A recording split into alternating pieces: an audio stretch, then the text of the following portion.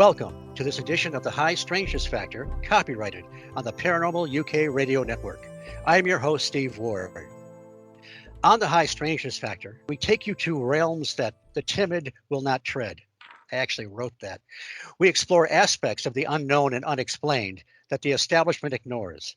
We listen to what individuals have experienced in their lives without rejecting their accounts because they may not fit a preconceived pattern.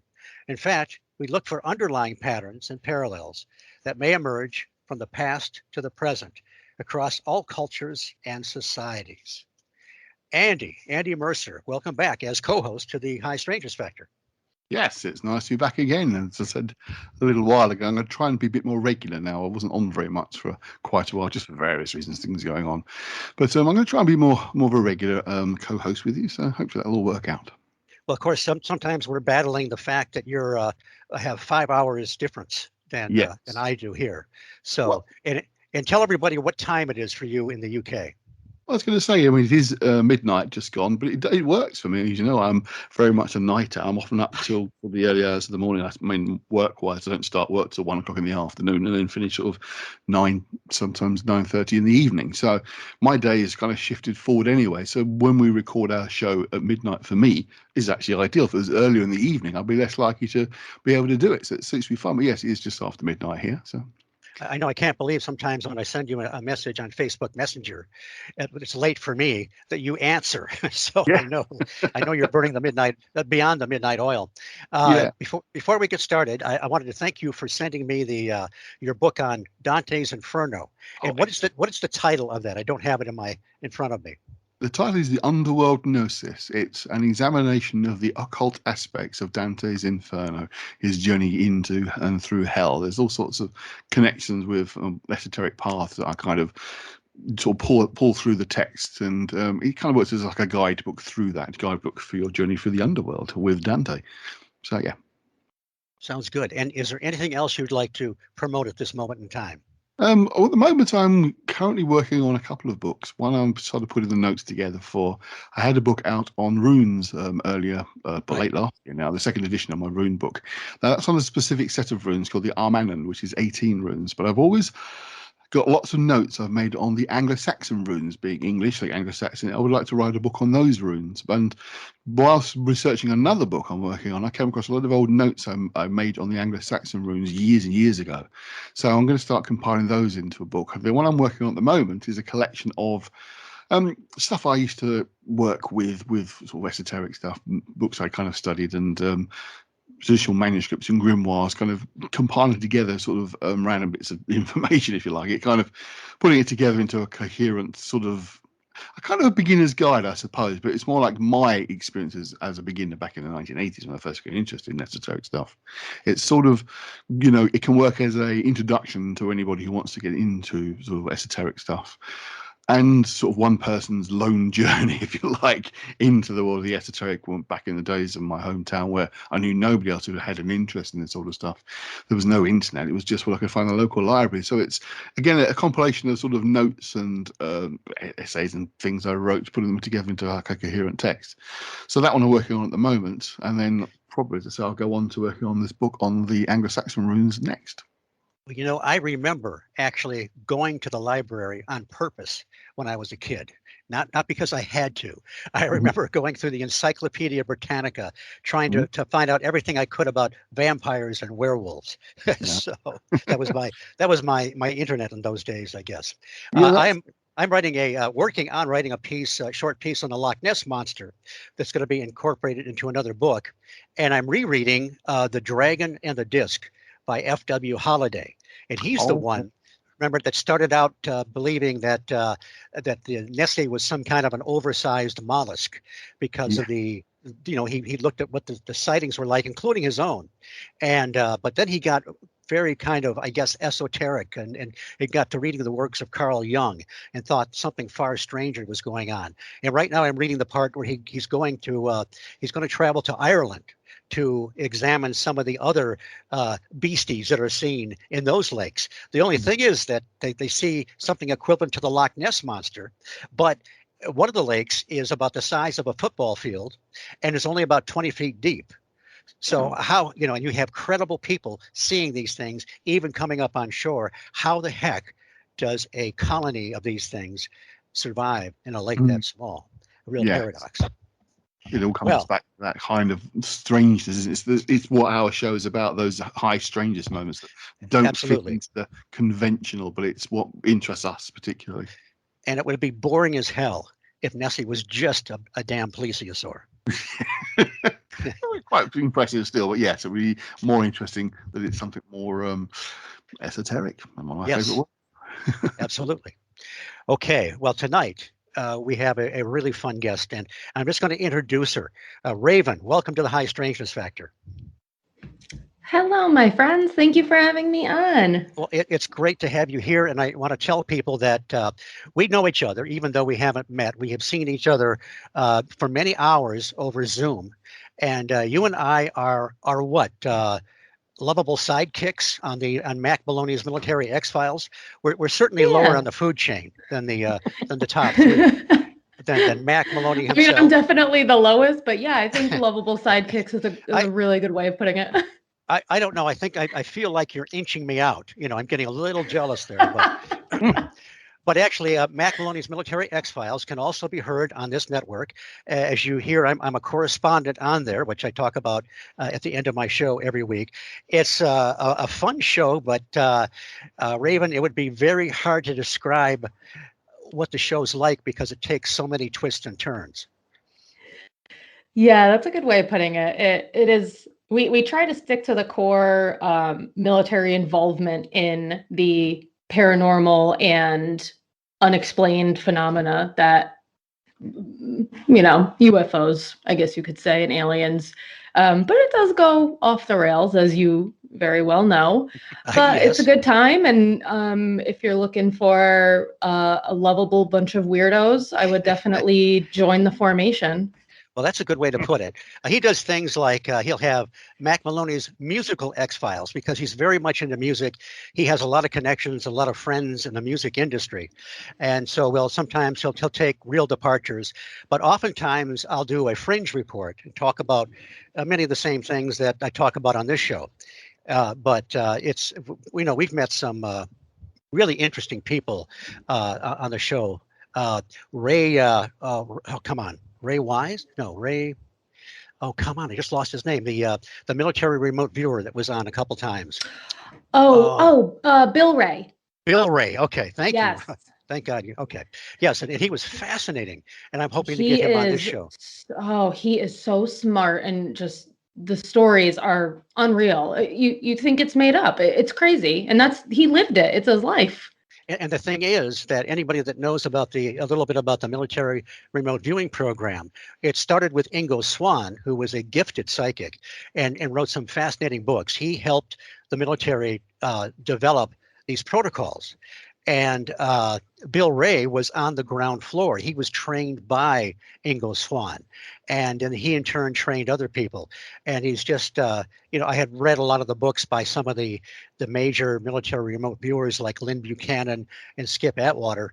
And so I knew a lot about the background, but it was just fascinating to talk to somebody that was there. But that's just one of the, sometimes there's no special guest.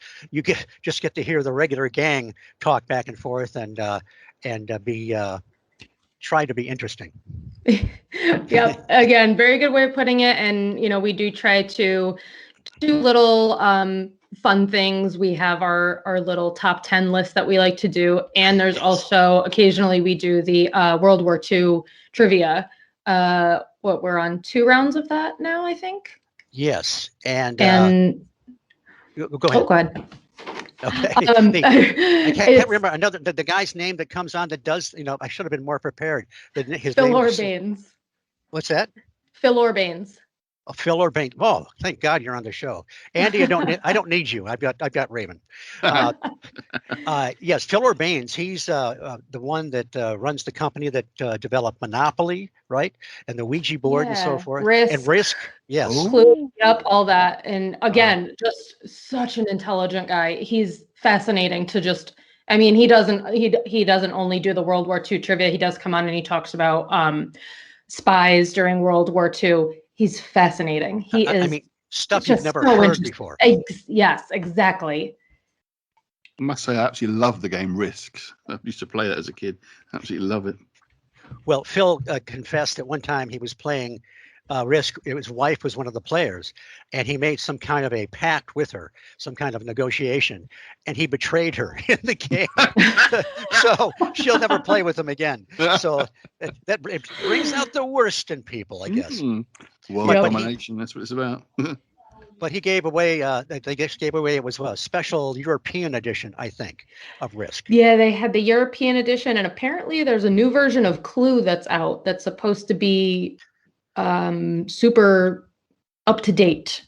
So it's no longer Betty killing Colonel Sanders with the candlestick. It's, River killing Benjamin with the guitar string.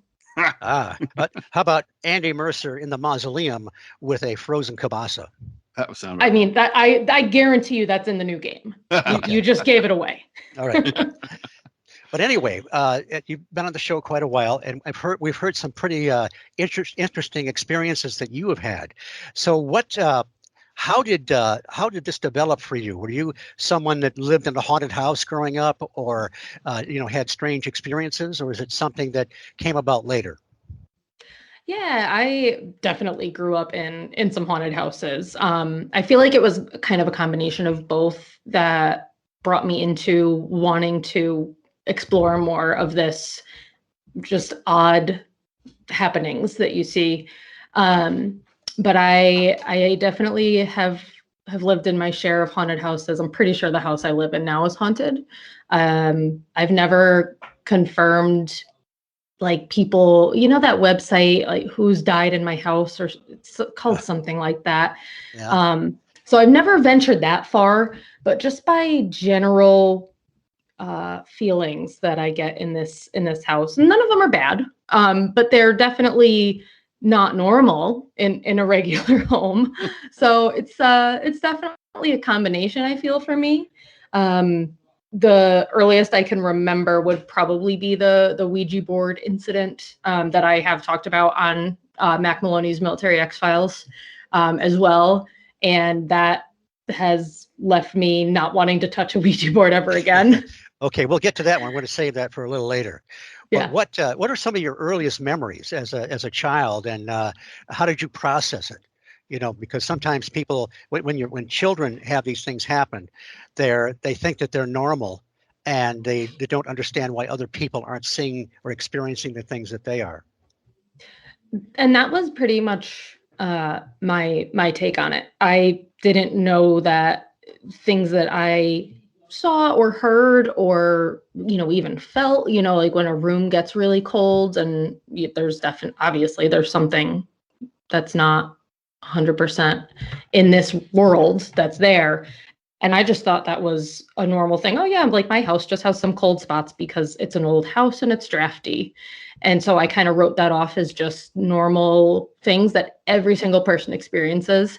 And it wasn't until I was much older and really, really started to read about things. And I also went to the library for fun. I wasn't forced to. I actually begged my mom to take me to the library so I could get a library card, just so I could start, getting my hands on anything I could find I just wanted like weird stories. I wanted to hear all of the creepiness. I wanted anything that I thought I could relate to was what I was interested in.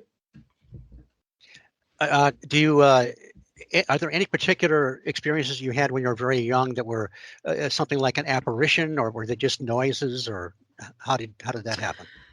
The only thing I can remember from when I was super, super young was seeing orbs. And I had no idea what they were until I was much older. So it wasn't something like I, woke up and said I saw an orb. And we always lived in super, super old houses growing up. So we obviously there's a really good chance that the house you're in has had, people pass away in it. So there's most likely a spirit where you're living. You may or may not know it. And I didn't know it for the longest time, but I do remember seeing orbs and just thought that they were I probably don't even know what I thought they were, maybe dust or something. But it wasn't until I was like 10 or 11 when I started to like really remember things like vividly. Did you ever have any strange dreams or anything like prophetic dreams or anything like that? I have the recurring dream that I actually still have to this day. I don't have it as much as I used to, but I regularly have a dream where I am an older gentleman and I'm in period clothes. To me, I'm not really sure like what era it would be from, but it's definitely nothing in the past 50 years. And I'm running through a field, and then I crouch by this tree, and that's where I die. And I used to have the dream. It started as early as I can remember, 4 or 5-ish. And up until I was probably in like my mid-teens, again, totally thought it was normal. Didn't think that this was weird at all because I wasn't taught about reincarnation or anything. That was something I had to look up on my own. And when I like started reading about it and I started, like looking at other people's experiences, I was like, oh, okay, cool. Like this isn't super normal then. And I still have the dream probably like what used to be a couple times a week. I probably have once or twice a month now, but I do still have the dream. It's very odd. Are there emotions with the dream, or are you kind of detached when you're having it? I mean, do you feel what this guy is going through? See, I don't feel it. I don't know that it's really happening until I'm awake, but I remember it every time. I remember the dream, but I don't feel like I'm experiencing any of it. Just due to me being asleep, I would suppose. But it's just that odd thing that just reoccurs, and it's just kind of never gone away. It's just always been in my life. Now, the houses you've lived in, are they all pretty much in the general upstate New York area? East Coast Okay. area. Right. Yeah. We did live downstate for quite a while. Kind of all over New York and mainly just the East Coast. But they're all very old homes. Yes. I think the newest house we ever lived in was built in like the 60s. And that was like the absolute newest. All right. I'm in one that was supposed to have been built in about 1920. And some of the electrical wiring is 1920 as well. Now, when I was a kid, I never had any sensitivity or any kind of psychic experiences. It was enough for me to hear the house settling and the heat duct. As the heat would turn off and on, it would contract and expand and kind of move along the floor like there was something there. So that's all I needed. But I realized that covers were magical. And if I hid under the covers and made a little hole for air, I was protected. So it didn't matter what kind of monsters were in there. Oh, I think we all exactly. Yep. They respect the covers. They will not go past the covers. That's so comforting, especially while I was upstairs. My dad had finished off the attic into a nice room, but it was hotter than heck up there in the summer. So, but the covers still protected me, and I still made that little air hole so I could at least breathe. But I don't know I wonder what age it was when I finally overcame the fear of the things that were lurking in the dark. Oh, let me just tell you this real quick. In that same room, years later, my sister was living at home at the time. My dad had died in the house, in a different part of the house. Well, she was blow drying her hair, and she kind of out of the corner of her eye could see some kind of like a mist up by the top of the ceiling. She thought it was just condensation or something. And then the little dog came up, stared up at it, and started to growl. and she Oh got the hell out of there no. very quickly. And I remember having to, sleeping up there a couple times later on when I was visiting, kind of thinking, I don't really want to see any mist up there. I don't care who's visiting. Let's not show up tonight. So I think that was the only experience in our house, which was probably built back in the 50s, I guess. But Oh yikes. That sounds like a shadow person. I don't know what it was. If it was a relative, I wish they would show up. Ease in a little bit better, and Yeah. wear the clothing that you could recognize them from, and just say, "Excuse me, I don't mean to bother you, but I don't." Yeah. Uh, Nice and Midwestern. so what? Do you consider yourself psychic or sensitive, or is it just that you have been in places where there's activity? Um, I feel like I do consider myself an empath. I I've been told that I have psychic abilities by other psychics, and I've read quite a few books about it. It's always the type of thing where when I when I listen to that, little feeling I get in my gut and I ignore it, I and then something happens that I, kind of saw it happening, I kind of just blow it off and I know I shouldn't, but I always do and I just never want to fully I don't want to feel confident enough to say, Mhm. yes, I am a psychic, because then I don't want people to expect that I can do things that I might not be able to do. But I'm definitely sensitive to people's energy, um, which is why it's been so beneficial. I've worked from home for quite a while. And when I had to work in an office setting and other jobs, I was just absolutely drained coming home from work, just having to be with other people in a room because the energy just, it literally drained me like a battery. So I've, Uh, So oh, go are ahead. you unable to block it off? I've gotten better with it from reading the books that I have. I've definitely gotten gotten my bearings. But I like 5, 6 years ago, there was no way I couldn't turn it off. So I've gotten a lot better with that, thankfully. And now I'm able to really process, you know, when I feel those other emotions that, yeah, those aren't mine, those are other people's. And knowing that I can I can feel that it's helpful, because if it's somebody that, I know and I care about, I can reach out to them. If it's a complete stranger, it's just I'm not going to do that because of who I am as a person. But I, kind of gives me that, "Oh, okay, like I'm just gonna stay away from you then, since this is the vibe that I'm getting and I don't want to be a part of it." I when I think about it, I many years ago I was driving along a two lane, and a woman turned in front of me to pull into a parking lot, a parking uh, area, and she didn't. I don't think she saw me, but I had to avoid the oncoming car behind her and avoid her. So I clipped the back of her car, and my right headlight was smashed. And the cops came, and I was not held at fault. But it was when I thought back, it was like there was something on my mind. I didn't actually see the accident, but it's almost like there was like a vague hint of this coming, and it Hmm. was never enough that I could have avoided it or been watched out for it.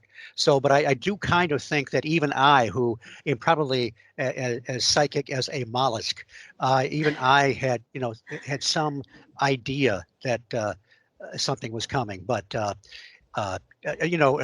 Art Bell, I remember tell a story where he was not psychic at all, but one time he's sitting in his front room, he gets this image of his car on the street, another car coming and smashing into the back of it, and so he gets up and he looks through the window and there's his car, and the car comes and smashes in the back of it. Hmm. And that's the only time he had a psychic impression, but it wasn't quick enough to do anything about it. So what the hell? Right. What the hell's it good for? But Yeah. now, what about you, Andy? Do you get impressions of stuff that's imminent or coming up, or kind of a vague impression? Well, I don't know if I've told you before. I used to work for those various ghost companies, the ones that arrange for overnight investigations. The members of the public can go along, and I used to go to those as part of the team because I've often got the opposite, the sense of the past in places. I can spend time in a location and close my eyes. I can see what it was like in the past, and I used to do that quite often. And so mine was always been kind of backwards and not seeing things coming, but knowing what's been before without any knowledge of it, nothing written down. I haven't read it anything where I just get a sense of what the place has been used for in the past, which is quite good for ghost investigations. But funny enough, you know what I do for work. I had a client this week who was just happened to mention they had a strange thing where they thought of a friend of theirs, and the moment they thought of them, the phone rang, and it was them on the phone. It was like, whoa, that's really quite strange. That really freaked them out a little bit.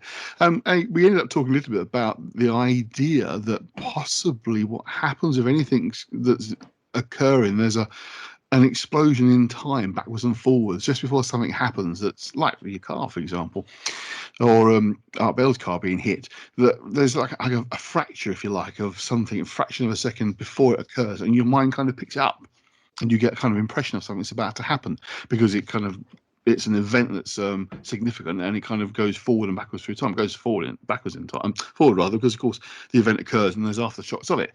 But the idea is like pre-shocks of something happening, and maybe what we pick up at a kind of a quantum level, if you like, a quantum consciousness, is those events occurring. So we get that fraction of a second impression something's about to happen. But I often get, and this is quite true, this kind of morning of get up and I think, something's going to go wrong today. I know something's going to go wrong today. I don't know what it is, but it's just a feeling.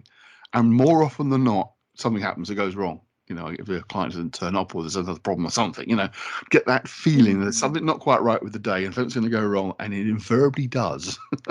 So can you, even though you can't see specifically what it is, can you be more on the alert that Yes. something might happen? It does give you that advantage. Certainly, I've said that to my wife many times. Oh, something's going to happen.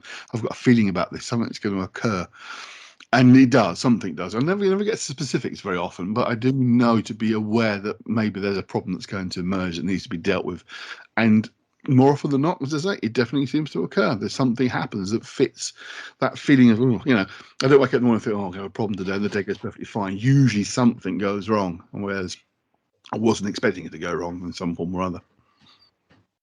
So Raven, we're leading up to this the Ouija board incident. Are there any other things we should talk about first? Any other experiences that kind of led up to that?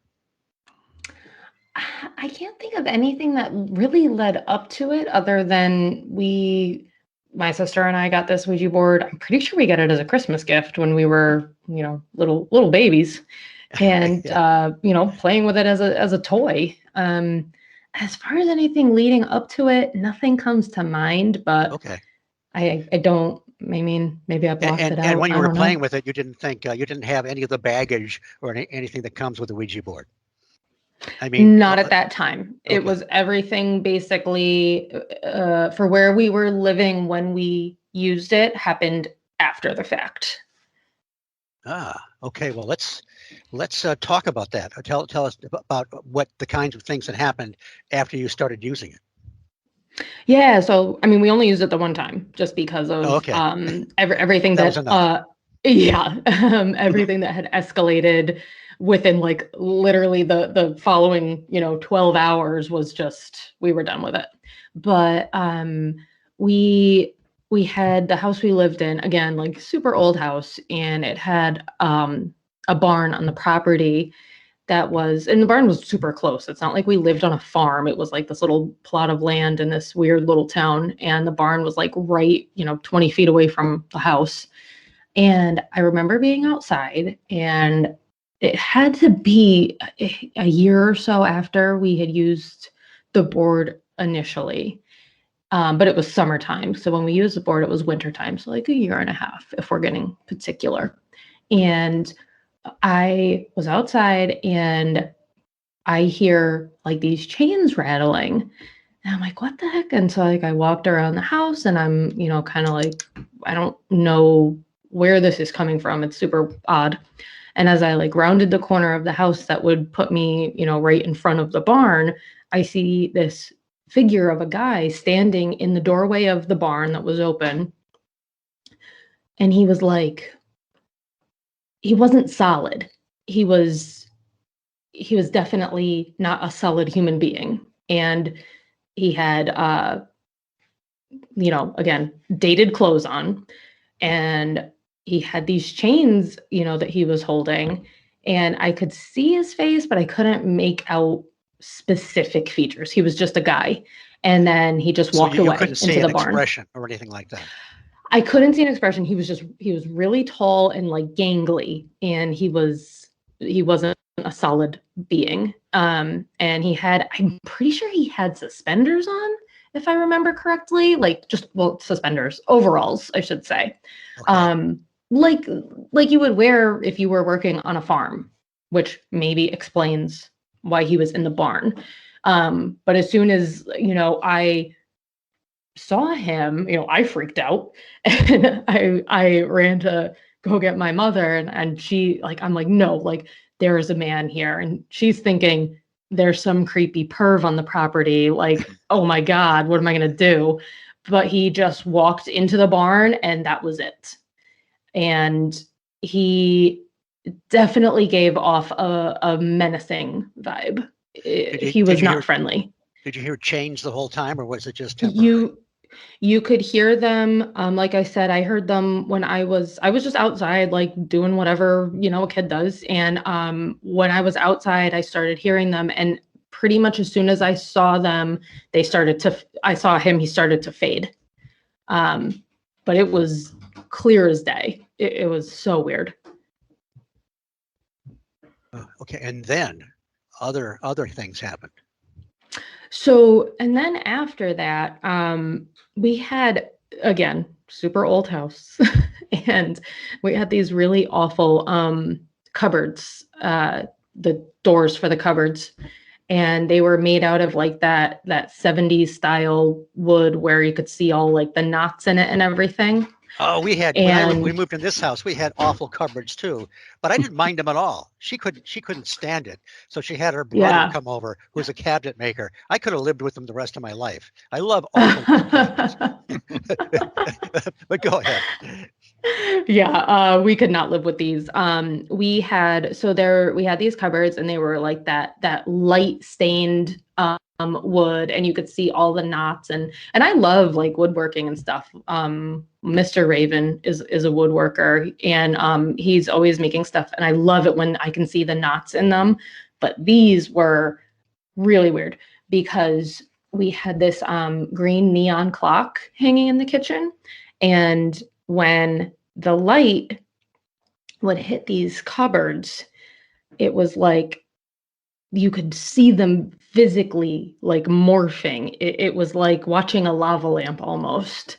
They'd change shapes, and they would turn into these very off-putting, they looked as though they were faces staring back at you. And it was so creepy. So ultimately, we either painted over them, or I don't remember if we took them down and just put up new ones, but we did end up getting rid of them because I complained about it and my sister complained about it. So I know it wasn't just me. And it was just very bizarre. It was like they were just like these pulsating until they ultimately just formed into what looked evil. It was very unsettling.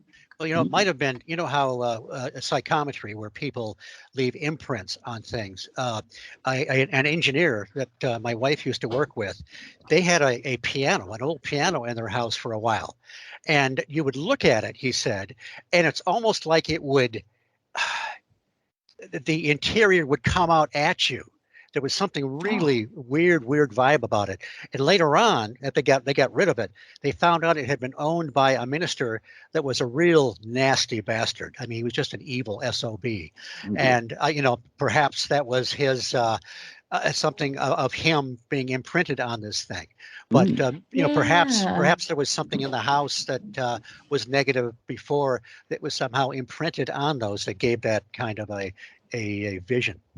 Oh yeah, absolutely. That the piano sounds like a cursed object situation. Yeah. But thankfully I've never had to deal with that. But yeah, it's maybe I did deal with it. I don't know, but it's very possible. They took it off to a junkyard. They didn't want to sell it or give it to anybody else because it had such a bad That's vibe. that's probably for the best. That's very good of them. And this guy's an engineer. I mean, he's not someone that's prone to imagination or mysticism or whatever. So it was Right. kind of interesting. Yeah. That's very interesting. Oh, that's so creepy. Now, do you think that that some of these things that happened were triggered by the experience with the Ouija board, by using it, or was it just a coincidence? To this day, I kind of go back and forth on that. I feel like it must have been triggered because my sister and I didn't close the board like we should have. So Right. we don't know what we opened, what we let through, to my knowledge, none of this stuff happened prior to us using the board. Was this a specific occasion, or was it like you used it a number of times over a period of time, or was this a specific time you used it and something actually happened in that one time, or was it like a general multiple use? We used it one time, and that was it. And it was just one night when we were bored. That was it. Did you have any particular feeling at that time, or was it just neutral? It was just that giddiness, that Right. like we're gonna. I don't even know what we would have thought because we weren't expecting to really talk to anyone. I don't think we thought it was real until after the fact. Did your sister feel the same way? Yeah. Oh yeah. But she wants to use one again, whereas I don't. So I don't know. I don't know what the deal is with that because I'm like, yeah, I'm good. I'm all set. And she's like, yeah, I just always wanted to use one again. And, like they're cool. And I'm like, yeah, but. but she didn't see the man with the chains, right? She did not. No. Okay. Well, that's what she needs. She needs an exactly. apparition with chains to get her on the straight and narrow. So exactly. How soon after you two using the board did you see the guy with the chains? That was that had to be like a year later, I would say, or a year and a half. That was quite a while later. Yeah. So you think it was because of the board, or is more coincidence? Do you think? See, I feel like it must have been because of the board because whatever that entity wasn't good. You could tell it wasn't good. It definitely gave off a very, very negative vibe. Thankfully, I only saw it that one time. But like I can still like hear those chains. We're just talking about this. It was so creepy. And especially just because I didn't know what I was looking at. I'd never seen that. You can't just Google that. And especially, I mean, this was 2003. So you would have had to get dial-up going. And so it's like you couldn't just like boop, boop, boop. Oh yeah, like this is whatever I'm looking at. You couldn't do that. So my mind is just like getting the best of me, like, oh my gosh, this has to be a ghost. And the more and more I've thought about it over the years, I don't know what else it could have been to where it just walked into like the darkness of the barn and just that was it, disappeared. Yeah. I mean, one of the things I've noticed when I used to work on the ghost investigation, I mean, I used to do them every week as working with company Fright Nights. We had a lot of people who were fairly regular, and often they'd start off not seeing very much themselves until they've done a few events. Then it definitely opens your psychic eye, whatever you want to call it, by repeatedly doing these things. So I'm saying that's what I was wondering if maybe doing it a lot of times and then things like happen. But some people do talk about having the one experience with a Ouija board and that's it for life. It spook the hell out of them. Although I often do like to point out, sorry if this annoys people, but before the Exorcist movie, no one really saw a Ouija board as particularly dark or sinister. It's only since that film that people's attitude towards them has changed dramatically. That's right. But there can be a level now of expectation, as in you use it and there's this little dark, sinister idea about them. Therefore, what comes through becomes darker and more sinister because it becomes part of our expectation of what you'd get from a Ouija board. So we can, I'm not saying this specific about your experience, Raven. This is more of a general thing. I think sometimes people approach them with that idea, then surprise, surprise, whatever they contact can manifest or appear as if it is something darker or more sinister. It's something Steve and I have talked about on many occasions, the idea that whatever these things are, they don't have an identity. It's what we give them from our expectations. The idea possibly all ghosts could be that. It's picking up our sense of what the place is, or what people expectations of the place. Therefore, it starts to appear in that particular form.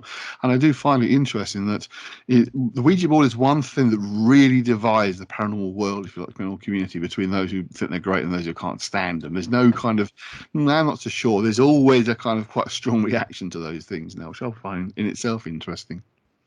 Mm-hmm. Now, Raven, and that's a good point too. There's another aspect to this about something to do with a tombstone. Ooh. Yes. Okay. But we'll hold that. People will be waiting breathlessly to hear that. But I'm going to do our station identification right now. You are listening to the High Strangeness Factor, copyrighted on the Paranormal UK Radio Network.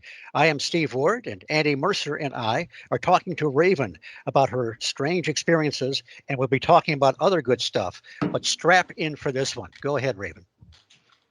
Yeah, so the night that my sister and I used the Ouija board, again, I had to be 11 or 12 and she was 14 something. And so we were just asking it, I don't remember what specifically, but whatever an 11 and a 14-year-old would be asking, when am I going to get married, or who am I going to get married to? Just that kind of really juvenile stuff. And I don't remember which one of us asked this, but we did ask how many people died in this house.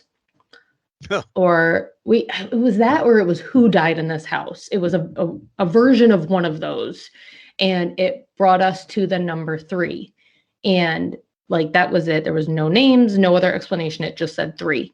So we were like, oh, okay, whatever. Let's not ask anything like that anymore. And we just kept going with, does Justin Timberlake really like Britney Spears? Type of thing. And so we just kept doing that. And so whatever, packed it up, went to bed, didn't close it out the way that we were supposed to. So we just left everything wide open. So the next day, I'm sorry if you can hear my cat in the background. The next day we wake up and it's winter, and my mother's freaking out because she thought that somebody was attempting to vandalize our property because she found a tombstone next to our barn. And not only is that odd in itself, but there was snow on the ground and there were no footprints leading to or from this. And so we were like, oh my God, we can't tell her that, what we did last night. So we got her to kind of chill. And we're going to bring the tombstone back to the cemetery because this small town was literally less than 500 people. And the cemetery was right down the road. So where else could this have come from? So we were going to bring it back there. So we just walked there. And the creepiest thing about that was that the plot, the plot that it was clearly missing from, let's just say, looked like somebody took this headstone and ripped it right out of the ground. So you could just put it right back in. And it's an old one. So they're, the really old ones, they're really thin and they're is essentially just a rock that they put in there. So it was like one of those super thin ones. It was really eroded. You could hardly see anything that was on it. I'm pretty sure we made out the date 1912, or maybe it was like 19, had a 2 in it. I definitely remember a 2. Maybe it was 1902. So that was about what we could make out. You couldn't see a family name or anything else. So we, again, and small town, small cemetery, you could like easily see where this came from. So we put it back, washed our hands of the whole thing, got home and threw the board out, because that was basically all the sign that we needed. That was, you know, maybe we did get into something that we shouldn't have, and let's be done with this. So it was, it had to be like 6 months later. We like weren't talking about it and whatever. And again, like you couldn't just like Google who died in my house in the year 2002 and it would just pop up, you know, that wasn't a thing. So I'm trying to think of who we got this information from. It was somebody that had lived in this town, like born and raised there. And they knew everyone, and like their family knew everyone's family from, you know, the 1500s that lived there. So apparently, there was a set of triplets that lived in the house that we lived in, and they died at like 8 days old or something. From, I mean, it was like the 1900s, so pick anything, and they died from it. And they died in the room that we were using the board in, come to find out. And wow. That was their headstone that we found. I didn't remember that when you told the story before. Holy cow. Uh-huh. Yeah, so it was super unsettling to hear that. Let that be a lesson, boys and girls. Don't play with a damn Ouija board. Do Risk or Parcheesi or something like that. Mm-hmm. It's definitely not a game. Or play poker for money. That'll be easy, you know, less hazardous. For money. Yes, proceed with caution. Be prepared for anything. That's a hell of a story. That is pretty amazing. Yeah. So everything, I mean, from here on out, just kind of, you know, I don't associate everything to it, but ever since then, I've just always been super into, you know, the paranormal, the afterlife. I want to know all of the occulty things that people don't like to talk about. And you also are interested, you have a wide interest in aliens, UFOs, cryptids, that kind of thing. Oh yeah, I want all of it. What kind of books have you read, or have any particular researchers or anything that have influenced you or helped you understand some of these things? I have a couple good books. You had to ask that because I don't know the titles off the top of my head. One of them's yellow and one of them is red.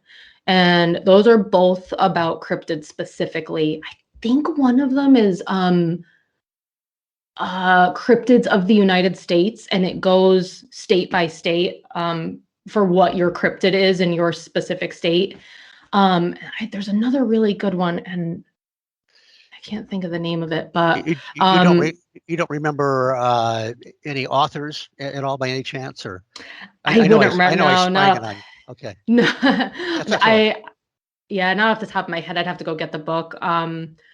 I mean, I always try to find like documentaries too of anybody that's reporting sightings of anything. I don't really go towards like the what's that one? Finding Bigfoot. They're just too much for me. They're a bit too much. So I stay away from that, but I do like all of the other, you know, the research and the paranormal hunting that I can find on Travel Channel and Discovery. I love it.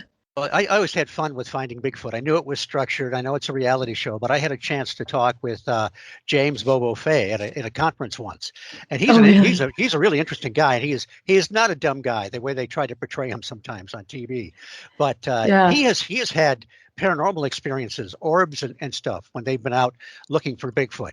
So he's open to the possibility of the paranormal. Cliff, not so much. Cliff is straight and narrow flesh and blood. I just saw Cliff at the conference in Ann Arbor, Michigan last weekend, and Okay. there's a book here, Cryptids U.S. Tales of Bigfoot, Lake Monsters, and More from Across America, by Tyler Hulk, Houck. Maybe that's it. That might be it. Okay. I'm gonna have to look. But yeah, okay.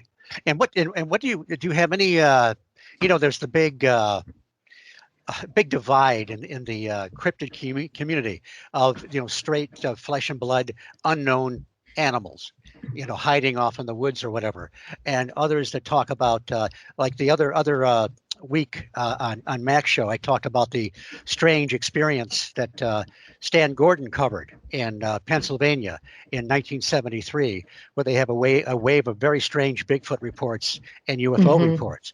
Do you have any kind of sense, or where you are, what these things are, or how they're explained?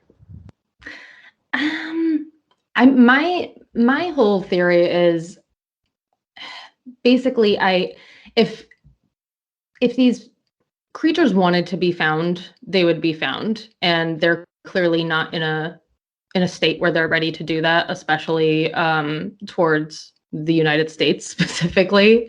Can't say that I blame them, but I think they definitely know what they're doing in regards to keeping themselves secret. Another theory that I always play around with is they might even be hiding in plain sight. And I mean, I like to think that, I believe in cryptids, and I like to think that shapeshifters would be included in that. And that could be literally your next door neighbor and you would never know. And so I always think that they definitely have a level of intelligence that we as human beings don't. And I think that they're dealing with bigger things than we're even able to comprehend. Sometimes I wonder if they're from other dimensions, or even maybe from the future, and they traveled back here to study, experiment, just observe. And so I always have like a couple of theories playing around in my head, but ultimately I strongly believe that we're not the only ones that are here. Well, they certainly are very elusive. I was reading Tom Powell, one of his books, Edges of Science. And he was one of those that started out thinking Bigfoot was merely flesh and blood. And then, of course, he, like Ron Moorhead, was another one. Ron Moorhead's the one that captured the Sierra Sounds out in the Sierra Nevadas. But they both went over to the dark side, and because they found that there were very strange aspects, very high strangeness aspects of Bigfoot. Batteries would drain in cameras. They would sometimes a whole array of cameras, trap cameras set up, would all burn out at the same time. But a lot of them talk about, when you said camouflage or remaining hidden, or maybe they're hidden in plain sight. A lot of them, Tom Powell talks about, Bigfoot witnesses talking about the shimmer, or the predator effect, more or less, where people, they see this kind of a haze or mist or shimmer or whatever that seems to camouflage these things. Now, some people talk about, infrasound or whatever, that they can exude this, or perhaps it's something extra dimensional. I don't know, but it's something that keeps showing up. And I know that David Paulides, the guy that's written the Missing 411 books, encountered got a testimony from a hunter that was up in a deer blind that saw this. There was something jumping back and forth from tree to tree. She got a photograph of it, this kind of haze or whatever, on her phone. Her husband happened to be Bruce Maccabee, from the, yes, that one, from the a photographer from the U.S. Navy, and when you look at the photograph, you see these kind of long black hairs sticking out the side of this shimmer. Now, you're not going to get, witnesses that are any more credible than they are. So, and I talked to a lady that went on investigations with Linda Godfrey. Linda Godfrey is the lady that wrote The Beast of Bray Road. And they were out there in an area of Wisconsin now and then, in southern Wisconsin, where they have seen this, whatever you want to call it, shimmer. So there does seem to be something to that.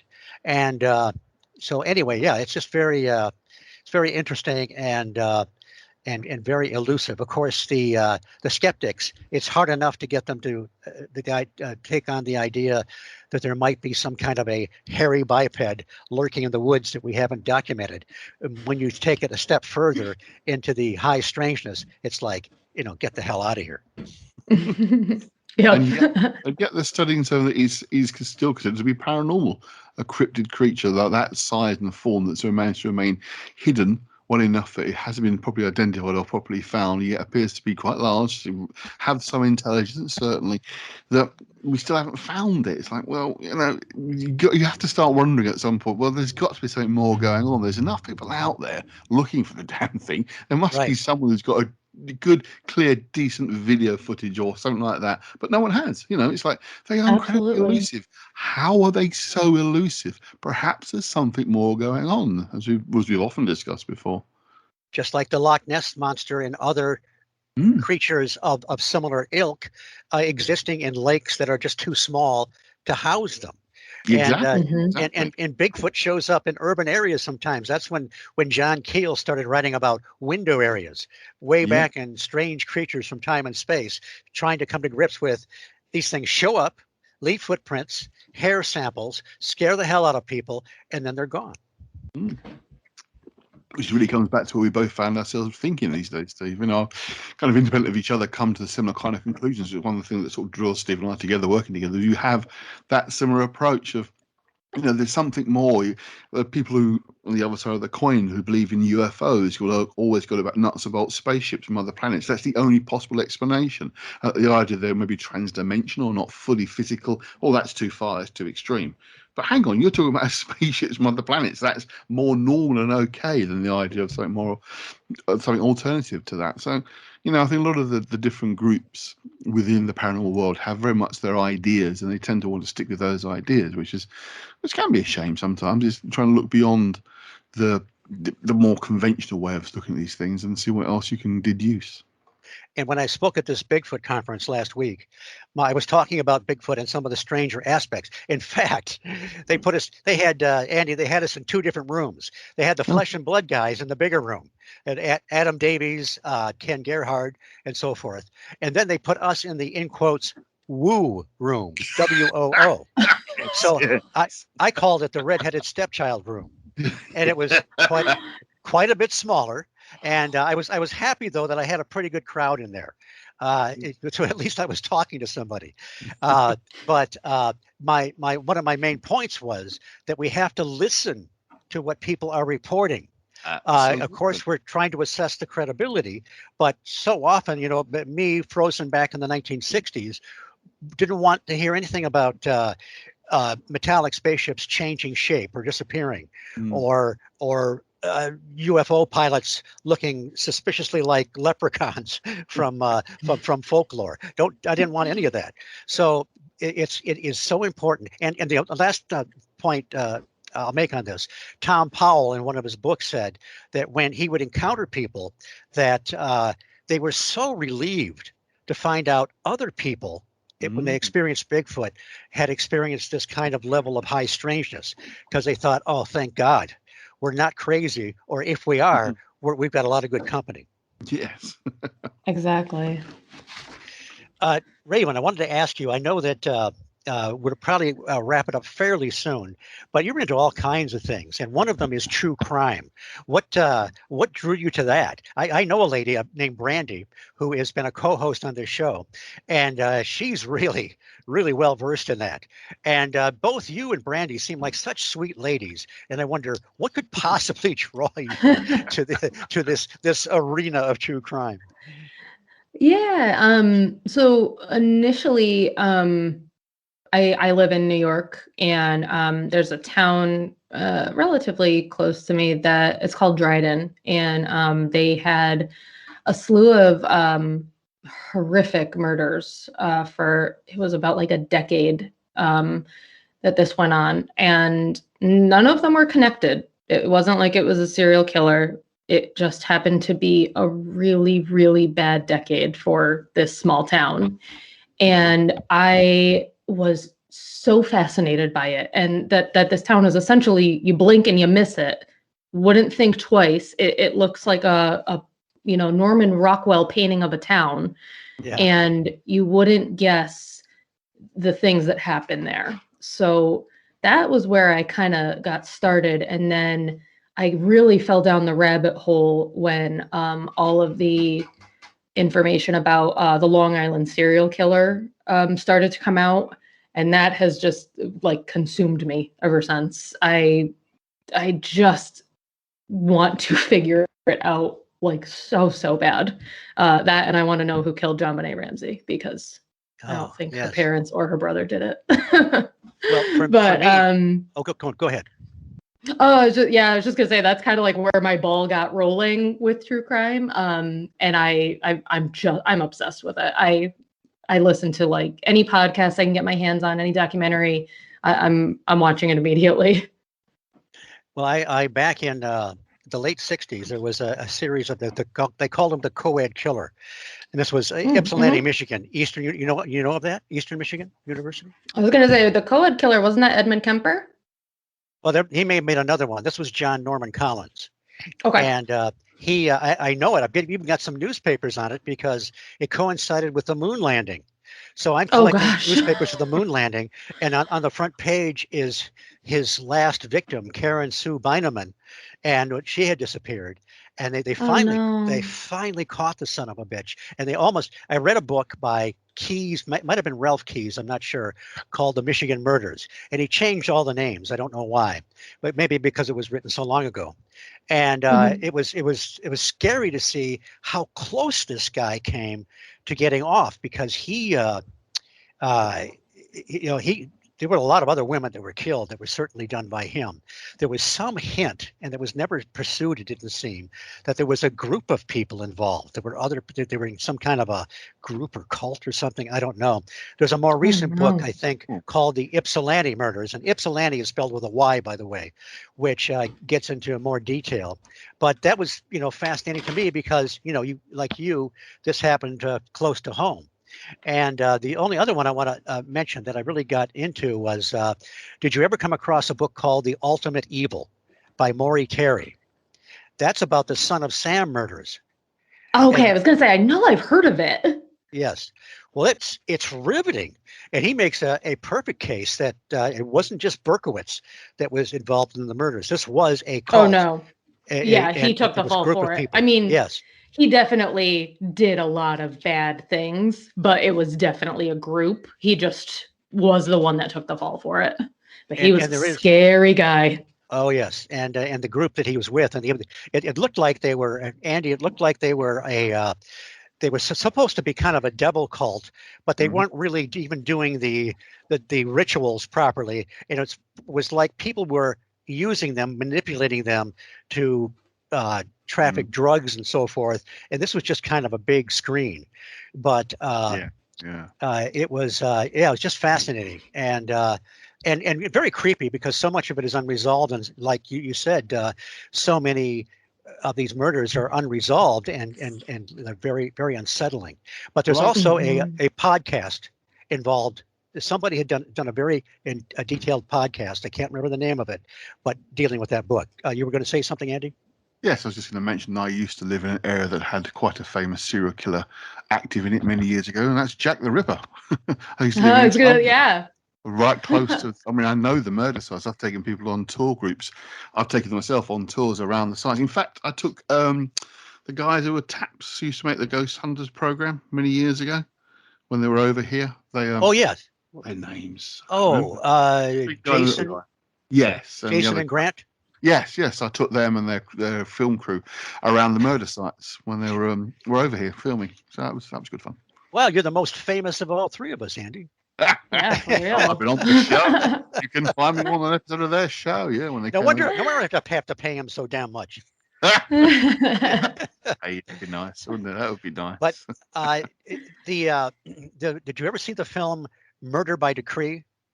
Sherlock Holmes, Yes. George. Yes, wasn't isn't that? Did you enjoy it? I thought it was fascinating. It was dreadful. To be Oh, honest with you. dreadful. Okay. Yeah. Well, I would say the soundtrack was dreadful, but I liked the film. I mean, one of the things that does, as someone who I have studied, obviously, the Jack the Ripper in quite a lot of detail, it always amuses me when you get these theories involve the royal family or the Freemasons. It's all modern, made up Mm. nonsense, when you look at the Oh, do you case think so? itself. Okay. Oh, absolutely. You look at the case itself, it was definitely a lone psychopathic killer who had Yeah. hatred of women. He was certainly Yes. a Polish Jewish immigrant who's been identified, and almost certainly is a guy called Aaron Kosminski. The evidence that it was him himself or someone very like him, is pretty substantial. I mean, most of the theories about royals and the Rippers, the Freemasons, didn't come into existence until the 70s, 70s and 80s. There was no hint of any of that until things like Stephen Knight's book appeared, that trying to suggest that. And there was an article in a magazine called The Criminologist that tried to point out that the Queen's surgeon may have been involved, or her grandson was involved. It was basically just made up. But people ran with the ideas. Of course, that generates interest. You want to write books that reveal a serial killer who's a lone psychopath. That's one thing. But you start writing books about a member of the royal family might be a murderer. That's going to sell. People are going to go around and follow the tours. But no, I mean, the evidence that someone like Aaron Kosminski was the killer is absolutely definite. There's no two ways about it. It really is a strong case. I mean, if you dig deep enough, you can find out where the name Jack the Ripper came from. It's actually invented by a reporter who wrote fake letters who were sent into his own newspaper to generate interest, because it was a massive story.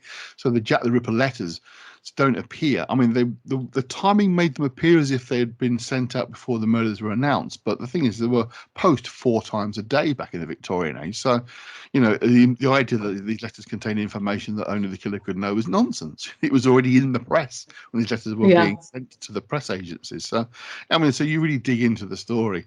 I mean, as I mentioned before, I'm a psychotherapist by trade, so I know human psychology. You can tell by the way these murders were conducted. You're dealing with a serial killer who's a psychopath, who's fixated on women and hatred of women and wants to mutilate. There's no grand scheme or plan behind that. It's just someone very, very disturbed, living in a part of the UK which was almost lawless in the 1800s. Of East End of London was a nightmare.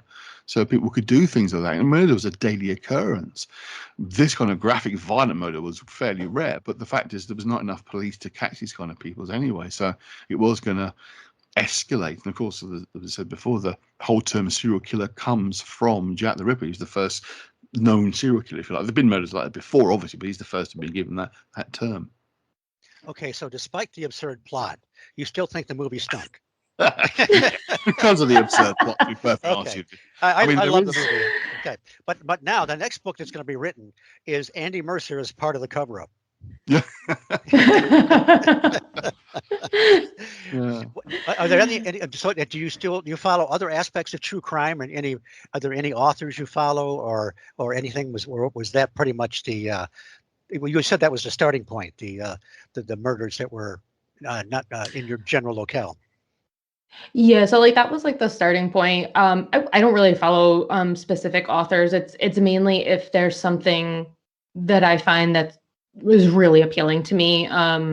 I did read the I'll Be Gone in the Dark by Michelle McNamara about the Golden State Killer, and that was so creepy. And especially because that was recently solved, for considering it happened in the 70s. But I try to go through podcasts, and I try to get more of the lesser known cases. I like to investigate, I guess, even if they're solved. I go through and I'll YouTube if they have the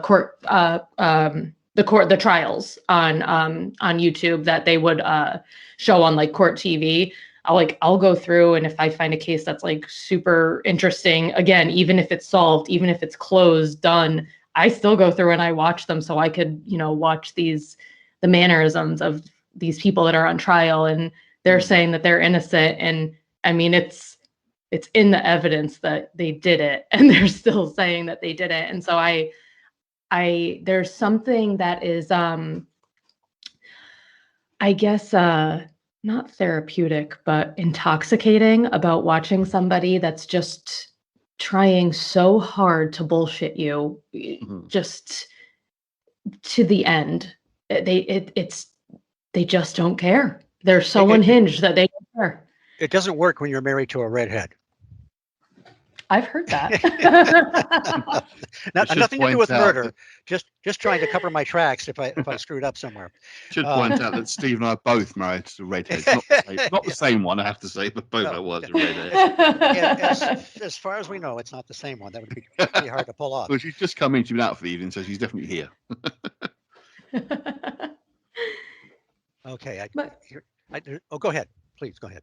Oh yeah, that's like I just kind of look and see like I like to follow different true crime podcasts on Instagram or authors. I even follow some detectives I found. I find them on Instagram and I just kind of see, because a lot of the time they've written a book or done some type of article or something that you can get your hands on. So it's really just what I can find that, and like I said, I do try to go for like the lesser known cases because, right. And again, even if they're solved, I mean, they were somebody's someone, and they still deserve to have their story heard, and that's why I like to listen to it. It must be kind of nice though to be investigating one that did have a conclusion and is not still unresolved.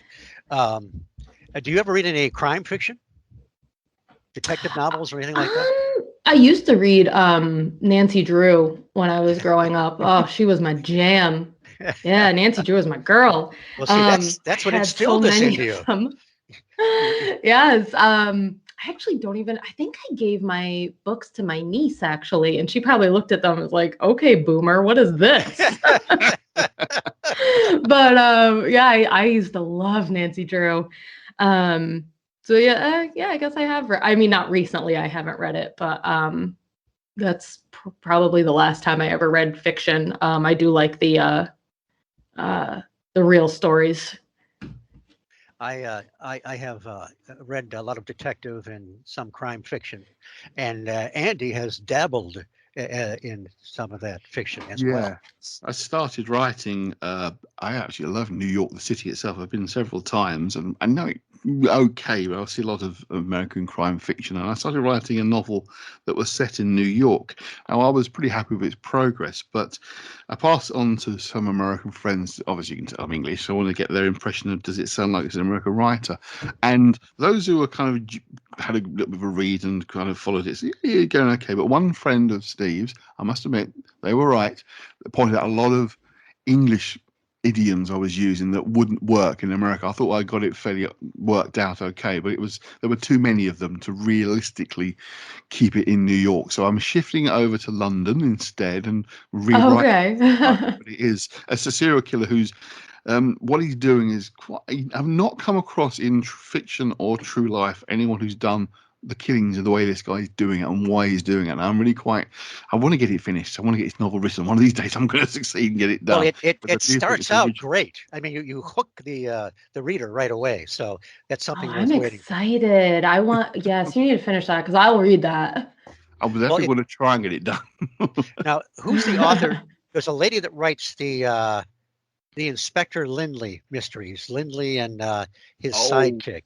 And it was made into a very successful PBS series, but she's a Yank, and I think she's been very successful at doing it the other way, writing a Yank writing a British murder mystery, and so I wouldn't even begin to attempt that, and there would be too many goofs, too many Yank expressions in there, Exactly. It's too hard. Last question for both of you. Have you either one of you heard of reverse speech? That's where there's a guy. What's his name? He makes the round on these talk shows where he takes usually politicians or whatever takes the something they said and run it backwards. And supposedly, when you run it backwards, you'll get a few words that are coherent. To me, it's like maybe trying to sort out EVPs sometimes, but it's what they're really thinking. So sometimes the phrase is opposite of what they said, and I don't know if it's legitimate or not, but it's pretty interesting. No, So this is kind of like what they said in like the 70s when you play the Kiss album backwards and it's they're saying whatever they're doing, satanic rituals, and even though it's really just the scratch of a record. Although this might actually be slightly more credible, I don't know. But that's super interesting. I'd be really interested in hearing that to see. This guy would get. David John Oates is the guy. He's written a book called Reverse Speech: Hidden Messages in Human Communication. So it's when I just listening to it, it sounds perhaps plausible. I don't know. I wouldn't bet the farm on it, but anyway, very interesting. And it would be the kind of thing you'd want to apply to one of these creepy serial killers or somebody who's trying to find out what's really on their mind. I wouldn't want them to have me recorded, because they'll know what I'm really thinking, and nobody wants to know that. Although it'd come up as, when can I have my next Grand Slam? Yeah, well, of course, Andy, a Grand Slam is a. I was going to say, they don't have that across the pond, do they? They may not. It's a Denny's restaurant. We have nearby. I have a Denny's diner. It's shaped like an old-fashioned diner, and they have the Grand Slam breakfasts. With our pancakes, eggs, all the stuff that you don't really need to eat, all those calories, but man, it's good stuff. I certainly have that kind of breakfast when I'm in New York. For definitely, we've been to a couple of really nice places with that sort of massive breakfast that sets you up for the whole day. So sounds nice. Yep. Yes. Well, Raven, I think we'll wrap it up here. I really have enjoyed you being on the show. This has really been a lot of fun. And yes, thank you so much for asking me. I had a lot of fun. Well, we'll do it again sometime. And let me know. We'll talk about Andy's true crime novel when it comes out. And get to writing that. Do you have any contact information? Of course, people can hear you on Mack Maloney's Military X-Files on a million different platforms. And you're a regular. You're on every week. So is there any other contact information you want to give out? I know you're not on Facebook. Yeah, I'm not on Facebook. I do the Instagram because that's all I can handle. And my handle is at a bear named Claire. And I also do the Mack Maloney's Military X-Files Instagram as well. And that's at mm_military_X_files. And you can find me bopping around there. You were recently on another show as well? I was, yes. I did Life in the Hologram yesterday, and it was live yesterday. I'm sorry, not yesterday. I'm mixing up my days. Tuesday on the 28th. It was live on the 28th, and I believe they said it is released on Sunday afternoons to the archives. And that was super fun too. That was very intense. Okay. Well, anyway, it's been a lot of fun. And Andy, I'm glad you were here to meet Raven and to share this broadcast. This one's really flown by, actually. I just noticed what the time is.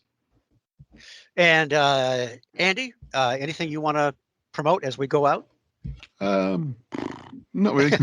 Well, tell people, rewind to the beginning of the podcast and you can hear all about all of Andy's good stuff. Yes. It's just carry on writing on I write on esoteric and occult topics, but the publishers I'm with, they tend to pay in advance something, which when you're writing fiction for yourself, they don't. So I tend to do the stuff I've been paid for first.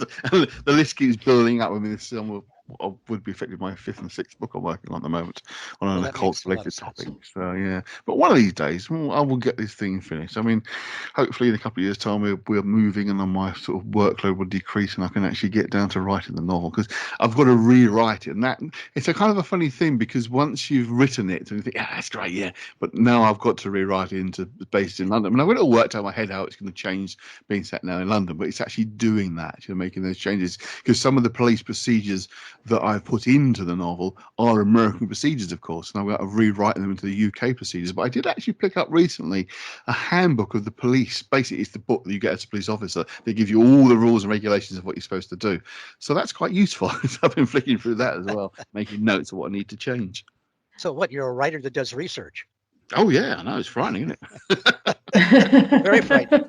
Again, Raven, thank you for being here tonight. Yes, thank you so much for having me on. This has been a pleasure. And everybody stand by. I'll do the closeout, and then we'll talk for a little bit afterwards. The High Strangeness Factor was created by Steve Ward and Andy Mercer and is copyrighted by the Paranormal UK Radio Network. I want to thank Irene Allen Block and Mark Johnson, our fearless leaders at the network. Andy Mercer does double duty as co-host and producer. Brian Zeller composed the theme music for the High Strangeness Factor. And again, Raven and I can both be heard weekly on Mack Maloney's Military X-Files. I have a Facebook page called The Phantom Menagerie. And I am Steve Ward, your humble host here on the High Strangeness Factor, a displaced Yank here on the Paranormal UK Radio Network. Thank you for listening. I will see you all again in a fortnight. Take care.